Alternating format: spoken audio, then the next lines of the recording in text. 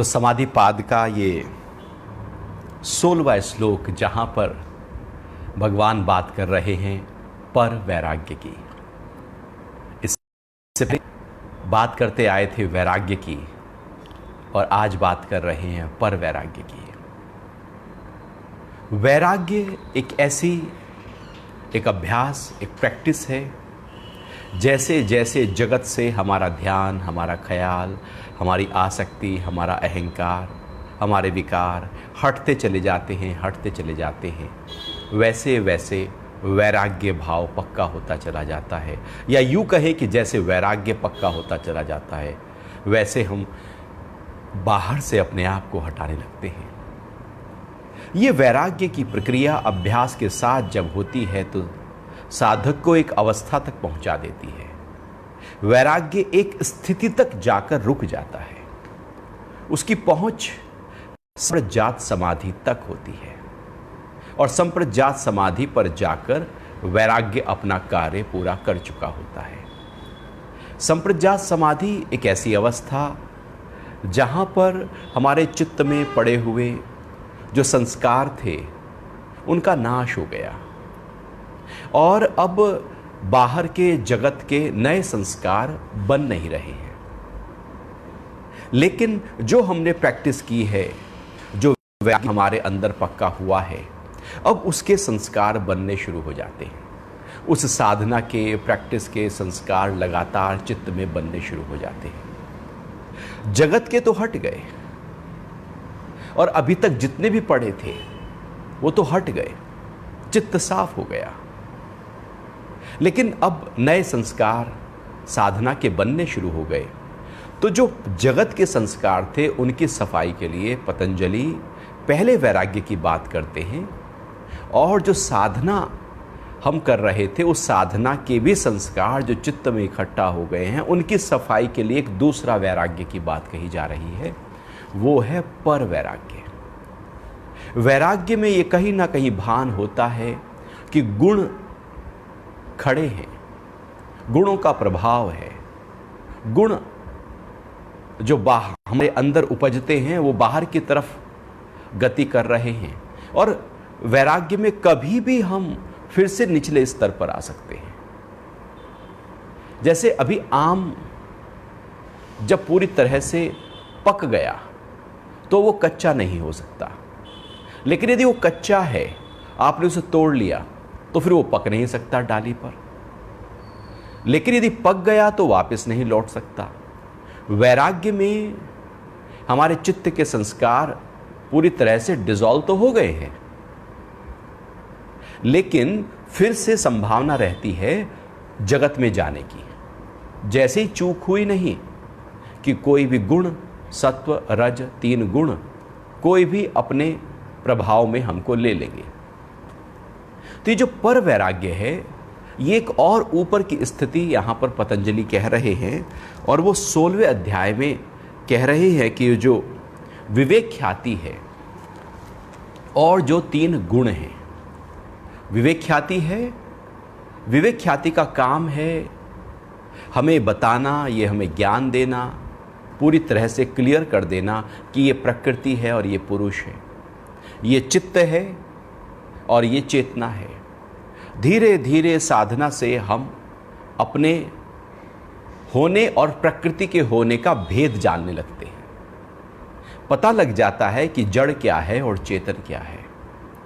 अभी तक तो सब मिक्स था, पता ही नहीं था कि मैं अलग हूं और ये शरीर अलग है, ये मन अलग है और ये बुद्धि अलग है। लेकिन जब विवेक ख्याति पैदा होती है तो वो पूरी तरह से अलग अलग कर देती है। जैसे बच्चों को दिया जाता है कि लाल रंग की बॉल और सफ़ेद रंग की बॉल अलग करो, तो वो अलग हो गया। ऐसे ही बिल्कुल अलग अलग जब हो जाए तो विवेक ख्याति से हमें अपने स्वरूप का आभास होने लगता है और प्रकृति का भी पता लगने लगता है। ये है विवेक ख्याति। लेकिन अभी प्रकृति भी वहां पर है, अपना होने का अनुभव तो है ही है, लेकिन प्रकृति और प्रकृति 3 गुणों के साथ खड़ी है। प्रकृति के 3 गुण हैं सत्व, रज, तम। वो कभी भी जोर मारते हुए हमें बहाकर ले जा सकते हैं। तो इसलिए महर्षि पतंजलि कहते हैं कि विवेक ख्याति चित्त में पड़े हुए संस्कार नष्ट हो जाएंगे, चित्त साफ हो जाएगा, चेतना का अनुभव हो जाएगा, ध्यान की गहराइयों में, समाधि की गहराइयों में एकदम अंतर आ जाएगा कि मैं कौन हूं। लेकिन चूंकि प्रकृति वहां पर है विद्यमान, गुण वहां पर है विद्यमान, तो एक संभावना बनी रहेगी कि ये गुण प्रकट हो सकते हैं। और दूसरा संभावना यह भी है कि एक ज्ञान मुझे हो रहा है कि ये अलग है और ये अलग है। ये ज्ञान कौन करा रहा है? ये ज्ञान विवेक ख्याति कराती है। तो ये ज्ञान कराने वाला जो है विवेक ख्याति, वो भी तो डिसॉल्व होना चाहिए ना। क्योंकि जो कार हमको एक मंजिल तक पहुंचा देती है, फिर कार को भी तो छोड़ना चाहिए ना। चप्पल हमें, जूता चप्पल हमें बाहर घुमाकर लौटकर जब आ जाते हैं हम, तो सोते हुए चप्पल को निकाल देते हैं ना। एक सीमा तक तो विवेक ख्याति कार्य करेगी, लेकिन उसी के बाद विवेक ख्याति फिर बंधन का काम भी करेगी, जब तक उसको छोड़ेंगे नहीं, अंतिम ज्ञान को छोड़ेंगे नहीं। वो जो नॉलेज जिसने भेद कराया था, उसका भी त्याग करना होगा। मतलब त्याग के भी त्याग का त्याग करना होगा। यह है पर वैराग्य। तो पर वैराग्य के माध्यम से जो अल्टीमेट डिटैचमेंट है, उससे तीन गुण से हमारा जो कनेक्शन है वो टूट जाता है, और तीन गुणों का जो ज्ञान, जो प्रकृति का ज्ञान जो विवेक ख्याति देती है, वो भी डिसॉल्व हो जाता है। तो यहां पर पतंजलि कह रहे हैं कि पुरुष ख्यातिर और गुण पूरी तरह से ये डिसॉल्व हो जाते हैं। जो गीता में बोला है कि प्रकृति के तीन गुणों में बरतने लगते हैं। सत्व उठा, वो सत्य में बरत गया, मैं साक्षी हूं। मैं सात्विक नहीं हुआ, वो सत्गुण उठा। तम गुण उठा, नींद आ गई, मैं नींद का भी साक्षी हूं। मैं नहीं सोया, मैं जा। रजोगुण उठा तो मैंने कर्म कर लिए, नित्य कर्म। मैंने कर्म नहीं किए, बल्कि मैं कर्मों के भी साक्षी हूं। कर्म शरीर से हो रहे हैं, मैं साक्षी हूं। मैं साक्षी हूं मेरे द्वारा होने वाले छोटे से लेकर बड़े तक समस्त कर्मों के, मैं साक्षी हूं। अर्थात अब वो जो तीन गुण हैं, सत्व रज तम, वो तीन गुण हमें उलझाएंगे नहीं। अभी तो उलझा लेते हैं, तमोगुण बढ़ता है तो हम आलस्य में आ जाते हैं, सो जाते हैं, तो हम ही सो जाते हैं, भान ही नहीं होता कि हम सो भी रहे हैं। लेकिन जब पर वैराग्य जगेगा तो भान होगा कि हम सो रहे हैं। मतलब शरीर सो रहा है, मन, इंद्रियां, बुद्धि पूरी तरह से शांत हैं और मैं जगा हूं। मेरे जगने की स्थिति पूरी तरह से सजग है और बाकी सब सो रहा है। ये जो भाव है, ये जो तीन गुण से ऊपर उठ जाने, अर्थात त्रिगुणातीत की अवस्था है, वो त्रिगुणातीत हम हो जाते हैं। चित्त त्रिगुणात्मक है, तीन गुण उसमें हैं, लेकिन जो चेतन है वो त्रिगुणातीत है। तो जो पर वैराग्य है, ये सबसे ऊंची स्थिति है अध्यात्म की। महर्षि पतंजलि की साधना की सबसे ऊंची अवस्था। इसी ही अवस्था तक पहुंचने के लिए आगे सारे अभ्यास की चर्चा होती है। सारे अभ्यास इस ही पर वैराग्य तक पहुंचाने के लिए हैं। तो ये अल्टीमेट बता दिया, अर्थात इसको कहते हैं असंप्रज्ञात समाधि। असंप्रज्ञात समाधि का मतलब है कि चित्त में अब जो संस्कार थे साधना के, अब वो भी डिसॉल्व हो गए। अर्थात एक ऐसी प्रैक्टिस कि चित्त को और गहरे स्तर पर साफ किया जा रहा है। साधना के संस्कार भी पोंछे जा रहे हैं, मिटाए जा रहे हैं, डिलीट किए जा रहे हैं, दग्धबीज किए जा रहे हैं, उनको जलाया जा रहा है, योग अग्नि से उनको नष्ट किया जा रहा है। क्योंकि यदि साधना के संस्कार भी अंदर पड़े रह गए तो वो फल देना शुरू कर देंगे। बीज तो ऐसा ही होता है, आपने यदि कहीं डाल दिया माटी में तो वो कभी भी एकदम अंकुरित हो सकता है। ऐसे संस्कारों के बीज भी यदि अंदर संस्कार इकट्ठे हो गए तो वो कभी भी प्रकट हो सकते हैं। वो प्रकट ही ना हो उसके लिए जैसे हम बाहर के बीजों को कढ़ाई में भून दें, यदि आग पर जला दें और फिर उसको माटी में बोने लगें, तो वो बीज कभी भी अंकुरित नहीं होगा, क्योंकि उसमें अंकुरण की जो क्षमता थी वो अग्नि ने भस्म कर दी। और वो बीज रह गया लेकिन उसका कोई फल नहीं आएगा। ऐसे ही समाधि की ऊंची अवस्था में साधना के जो योग अग्नि से, ज्ञान अग्नि से, असंप्रज्ञात समाधि की साधना या पर वैराग्य की साधना से अब हम उस संस्कारों को भी जो समाधि के थे, साधना के थे, उनको दग्ध बीज कर देते हैं, मतलब उनको जला देते हैं। यदि वो जल गए और फिर आपकी प्रैक्टिस हो रही है और साथ साथ वो जलते जा रहे हैं, प्रैक्टिस हो रही है और जलते जा रहे हैं, अर्थात चित्त पूरी तरह से साफ रहा, निर्मल रहा, स्वच्छ रहा, स्फटिक जैसा ही रहा।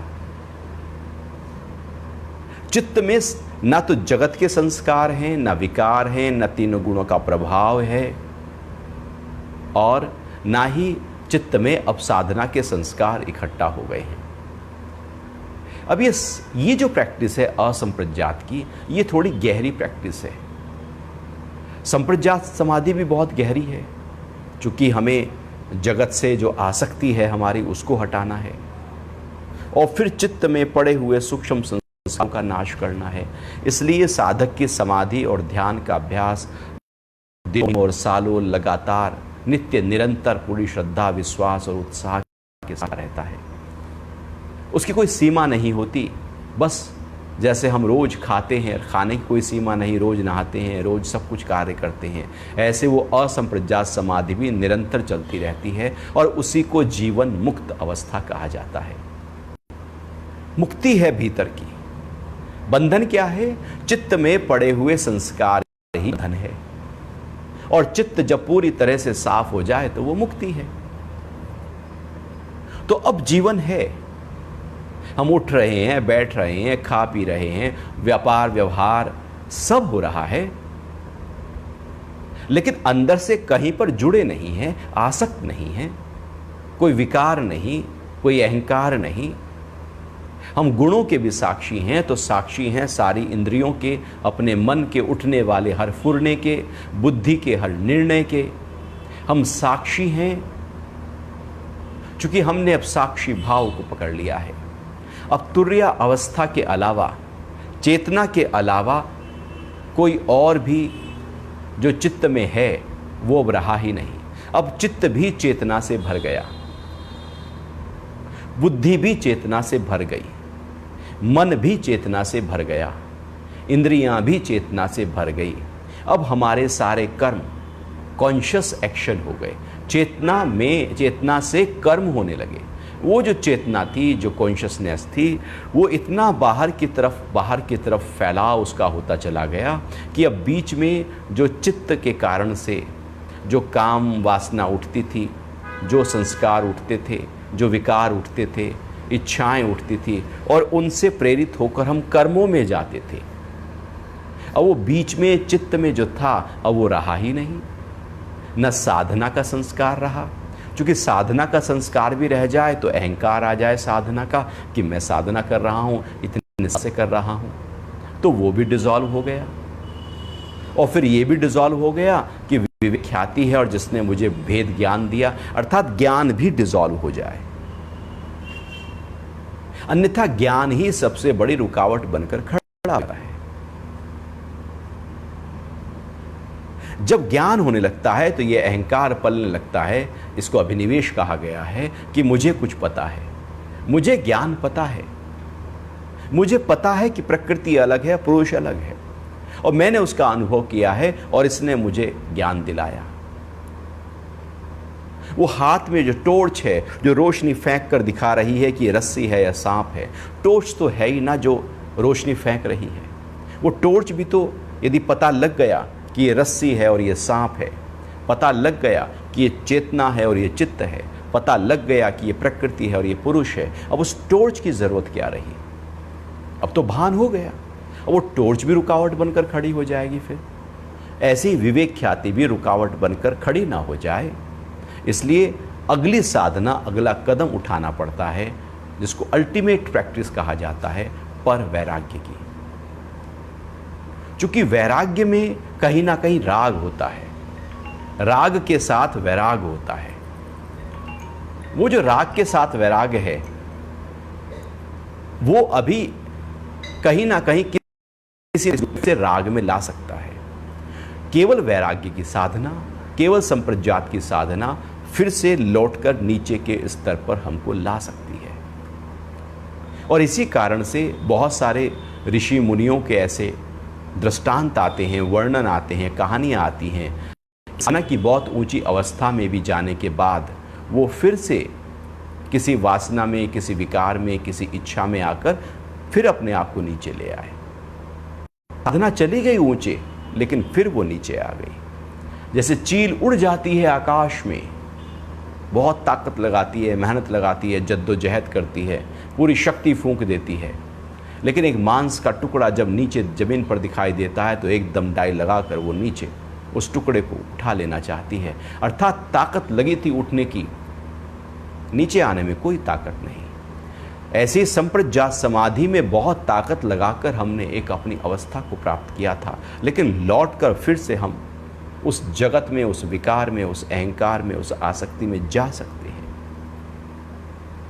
एक जाने का रास्ता फिर भी खुला हुआ है। महर्षि पतंजलि उस जाने के रास्ते को ही बंद कर रहे हैं। वो रास्ता ही ना बचे जिससे हम बाहर निकल पाएं, जगत में जा पाएं। और उस रास्ते को बंद करने का जो अभ्यास है, जो प्रैक्टिस है, जो ऊंचा वैराग्य कहलाता है। अर्थात अब गुण से हम पृथक हो गए, गुणातीत अवस्था में आ गए। आत्मा गुण रहित अवस्था है, प्रकृति गुण सहित अवस्था है, चित्त गुणों में है, मन, बुद्धि, अहंकार, इन सब में 3 गुण हैं। लेकिन जब हम विवेक ख्याति से आत्मा को अनुभव किया और आत्मा में ही टिक गए, विवेक ख्याति को भी छोड़ दिया, प्रकृति के 3 गुणों को भी छोड़ दिया, आत्मा में टिकने की उस अवस्था को, उस स्थिति को असंप्रज्ञात समाधि कहते हैं। वहां से लौट के नहीं आते। ये एक मुक्ति की स्थिति है। वहां से लौटकर आ ही नहीं सकते, क्योंकि अब फल पक गया है, उसके कच्चे होने की कोई भी संभावना नहीं रही। रात में लौटकर आने की संभावनाएं खड़ी हैं। ये असंप्रज्ञात समाधि, इसको निरुद्धावस्था कहते हैं। अर्थात पूरी तरह अच्छे, शुभ, अशुभ, पाप, पुण्य मिश्रित साधना के, जगत के सारे संस्कारों को अब वो निरोध कर चुका है, निरुद्ध कर चुका है। विवेक ख्याति जो अंत में एक वृत्ति रह गई थी, महर्षि पतंजलि वृत्तियों का नाश कैसे हो इसी की चर्चा कर रही हैं। और विवेक ख्याति भी एक वृत्ति जो आखिर वृत्ति रह गई थी, जिसने बताया था कि ये वो प्रकृति है और ये पुरुष है, उस अंतिम वृत्ति का भी नाश कर दिया जाता है। जब अंतिम वृत्ति भी नष्ट हो जाती है तो समस्त वृत्तियों का नाश हो जाता है। उस अवस्था को असंप्रज्ञात समाधि या पर वैराग्य कहा जाता है। और यही विधेय मुक्ति है, जीवन मुक्ति है।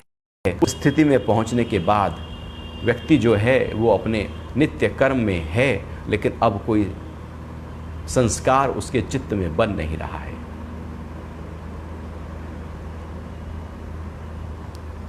तो इस तरह से महर्षि पतंजलि पर वैराग्य की बात यहाँ पर पूरी करते हैं। और फिर आगे आने वाले सूत्रों में वो जो संप्रज्ञात समाधि की बात थी, इससे जो एक निचली स्थिति थी संप्रज्ञात समाधि, उसके कितने भेद होते हैं, वो संप्रज्ञात समाधि कितने स्टेप से चलती है, किस तरह से वो हमारे चित्त की सफाई करती है, क्या क्या लक्षण प्रकट करती है और किस तरह से उसकी साधना करनी चाहिए, उसकी चर्चा फिर आगे सूत्रों में महर्षि पतंजलि कर रहे हैं। तो अभी कोई प्रश्न उठ रहा हो तो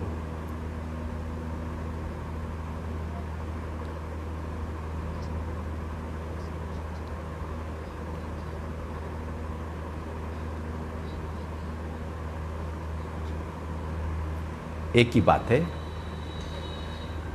डिटैचमेंट कहो या वैराग्य कहो, एक ही बात है। वैराग्य मतलब चित्त जो बाहर जगत की तरफ चिपका पड़ा है, उसी के ख्यालों में, विचारों में, अहंकार में, आसक्ति में, वहाँ से चित्त का हट जाना वैराग्य है, और उसको हम डिटैचमेंट कहते हैं।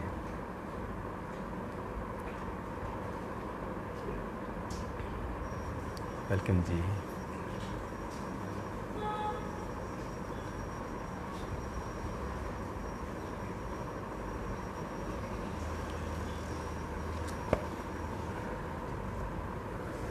हाँ, ये एक्चुअली सबसे ऊंची स्थिति है, अवस्था है, इसलिए अभी ऐसा लगता है कि केवल थ्योरी है, केवल शब्द हैं। असलियत में ये एक अनुभूति है जो महर्षि पतंजलि ने शब्दों में लिखी है, क्योंकि उस अनुभूति को किसी ना किसी रूप में तो लिखना पड़ेगा। तो वो लिखने के लिए कहीं ना कहीं हम थ्योरी में आना पड़ता है, और जैसे जैसे हम उस स्थिति को अनुभव करने लगते हैं, वैसे वैसे वो थ्योरी प्रैक्टिकल होती चली जाती है, क्योंकि इससे ऊंची अवस्था योग की नहीं हुई। सारे प्रैक्टिसेस जितने भी अध्यात्म के हैं, जितनी योग की धाराएं हैं, परंपराएं हैं, चाहे वो ज्ञान योग हो, कर्म योग हो, भक्ति योग हो, वो सब इसी ही अवस्था तक पहुंचने के लिए है जिसकी पतंजलि बात कर रहे हैं। तो चूंकि वो इतनी ऊंची अवस्था है, वो ऐसा लगता है कि बस हमने समझा ना इसको, ठीक है ना, समझ लिया। क्योंकि अब जैसे जैसे हम ध्यान में उतरने लगेंगे, बैठने लगेंगे, तो हमको एक अवेयरनेस, एक क्लैरिटी पता लगने लगेगी कि मैं अलग हूँ, और ये जो शरीर है, ये जो और अपने वाले हैं, जुड़े हुए लोग हैं, धन है, घर है, ये अलग है। जैसे अभी हमें पता लगता है मैं अलग हूँ, मेरा घर अलग है, बिल्कुल साफ साफ दिखता है। ऐसे ही उस समय और गहरे और सूक्ष्म स्तर पर पता लगता है, शरीर अलग और मैं अलग, ये मन अलग और मैं अलग, ऐसे सामने ऐसे दिखने लगता है। ध्यान में भी हम कई बार ऐसा अनुभव करते होंगे कि आप अलग हैं और ये शरीर जैसे सुन्न हो गया है, अलग है, और वो जो शरीर एकदम ऐसे बैठा हुआ है और हम अलग हैं। ये जो स्थिति आती है, ये विवेक ख्याति की है, जो भेद कराती है, डिस्टिंग्विश कराती है कि ये है और ये है। फिर पतंजलि उससे भी आगे की बात कर रहे हैं। वो कह रहे हैं कि जब वो भेद कराए कि ये आत्मा है, ये कॉन्शियसनेस है, ये चेतना है, बस उसमें ही आ जाना और छोड़ देना उस भेद कराने की क्रिया को, ज्ञान को, और छोड़ देना प्रकृति को। हम उसी में आ जाना। इसी को महर्षि पतंजलि शुरू में कहा, तदा द्रष्टु स्वरूपे अवस्थानम, तब दृष्टा अपने स्वरूप में स्थित हो जाता है, केवल अपने ही कॉन्शियसनेस में वो टिक जाता है। उस चेतना के अलावा अब कुछ और रहता नहीं, चित्त नहीं रहता, केवल चेतना ही रह जाती है। चेतना को देखने वाला भी नहीं रहता, क्योंकि वो खुद ही चेतना है। देखने वाला यदि है तो चेतना से अलग हुआ, खुद ही चेतना है, वो एक और ऊंची अवस्था। तो फिर ये धीरे धीरे जब प्रैक्टिस में आने लगता है, तो जो थ्योरी है वो प्रैक्टिकल में बदल जाती है। लेकिन अभी आपने बिल्कुल ठीक कहा, ये केवल थ्योरी की तरह हम सुनते हैं। जैसे महर्षि पतंजलि आगे सिद्धियों की बात करते हैं, विभूतियों की बात करते हैं कि इतनी दिव्य सिद्धियां प्राप्त हो जाती हैं, तो वो भी हमें अब थ्योरी सा लगने लगेगा। लेकिन जैसे जैसे हम उस साधना में आगे बढ़ने लगेंगे, वो प्रैक्टिकल होता चला जाएगा। तो साधना फर्स्ट स्टेप में थ्योरी होती है, और जब हम इसमें उतरते हैं, ध्यान भी हम चर्चा करें तो थ्योरी लगेगा।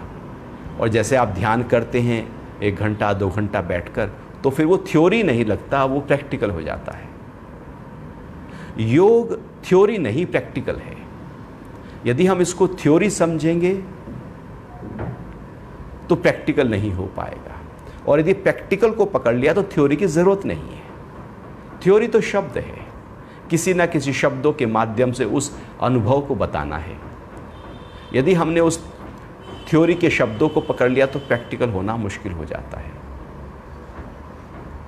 तो ये जो अभ्यास है ये एक अनूठा, सबसे ऊंची साधना का अभ्यास है, जो लगता है कि थ्योरी है, लेकिन जैसे जैसे ध्यान की गहराई में उतरते चले जाएंगे लगेगा कि ये प्रैक्टिकल है।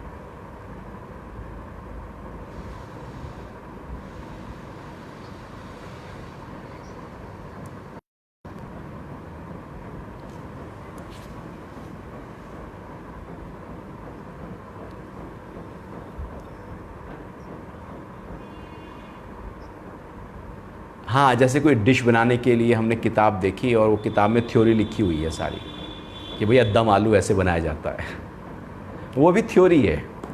फिर जब बनाकर हम खाने लगेंगे तो फिर वो प्रैक्टिकल हो गया, वो हमारे अनुभव में आ गया। तो जब तक वो बना नहीं वो थ्योरी है, और साधना थ्योरी नहीं प्रैक्टिकल है। लेकिन हमारी जो स्थिति है वो उसी ओर बढ़ रही है। ये हम पक्का अपने अंदर जरूर मुक्त के अभिमानी मुक्त है, इसको पक्का करके कि हमारी स्थिति उसी ही असंप्रज्ञात समाधि की तरफ, उसी ही पर वैराग्य की तरफ है, तो हमारी दिशा बिल्कुल ठीक है। तो जैसे ही हमने ये दृढ़ता की, ये संकल्प साधा, तो हम पाएंगे कि हम उसकी तरफ बढ़ते चले जा रहे हैं। इसलिए महर्षि पतंजलि ने शुरू में ही सब बता दिया कि ये भाव पक्का करना है कि हमें इस स्थिति तक पहुंचना है। ये प्रबल भाव हो जाए तो हम प्रबल भाव के कारण से बहुत शीघ्रता से मंजिल पे पहुंच जाएंगे। मतलब लक्ष्य पहले निर्धारित कर दिया गया। जैसे घर से निकलते हैं तो गूगल पे पहले ही हम डेस्टिनेशन सेट कर देते हैं, अब दौड़े चले जाते हैं उसकी तरफ। ऐसे ही महर्षि पतंजलि शुरू में ही जो लक्ष्य है वो निर्धारित कर दिया कि पर वैराग्य पहुंचना है। अब उसकी प्रैक्टिस, उस पर आगे काम करो। जी, आप कुछ कह रहे थे अर्जुन?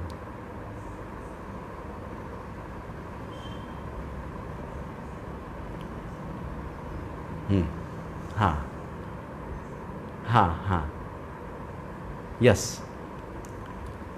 मतलब गुण 3 गुण हैं, सत्व रज तम। और सत्व अपना कार्य करता है, तम अपना, रज अपना। रज गति देता है, तम आलस्य और नींद देता है, और सत्गुण जो है वो हल्कापन देता है, प्रकाश देता है, ज्ञान की तरफ ले जाता है, सत्संग की तरफ ले जाता है। तो एक तरह से सत्य जो है वो रज और तम को बैलेंस करता रहता है। रज गति है, जैसे कार है, तम ब्रेक है, जैसे कार को रोकना है। तो हम दिन भर गति कर रहे हैं, रोकने की क्रिया भी तो होनी चाहिए, नहीं तो हम घूमते ही रहेंगे। रोकने की क्रिया को तम कहते हैं, गति की क्रिया को रज कहते हैं, और जो दोनों में बैलेंस करे रज और तम में, उसको सत्य कहते हैं। तो इस तरह से पूरा जीवन सत्व रज तम में हम अपने आप को रखते हैं। तो अब यहाँ पर आकर वो सत्व रज तम के कारण से जो हम जा रहे हैं वो कारण ही हट जाता है। सत्व उठा, सत्व सत्व में चला गया। मैंने ये नहीं कहा कि मैंने सत्संग किया, हमने ये नहीं सोचा कि हमने ध्यान किया, हमने पूजा की, प्रार्थना की, हमने कर्म किया। रजगुण उठा, हम कुछ कर्म करेंगे। तमगुण उठेगा, हम सोएंगे। गुण उठेगा, हम जग जाएंगे। जैसा वो कराएगा वैसा होता चला जाएगा। मैं उसमें ये नहीं कहता कि मैं कर रहा हूँ। तो ये है गुणों का गिर जाना। अब मैं कहूँ कि मैं कर रहा हूँ, मैं सोया था, जबकि गुण ने मुझे सुला दिया था। हम कहे मैं आज इतने बजे उठा, जबकि एक गुण ने मुझे उठा दिया।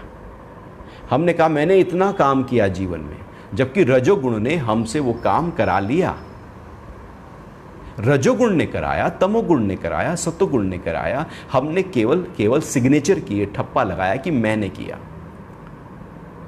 इस स्थिति में आकर गुणों में बरतते रहेंगे, लेकिन वो जो ठप्पा लगाने की क्रिया है अहंकार के कारण से, वो हट जाएगी, क्योंकि अब पता लग जाएगा ये मैं नहीं हूं। इसलिए गीता में अर्जुन, तू केवल साक्षी होकर देख।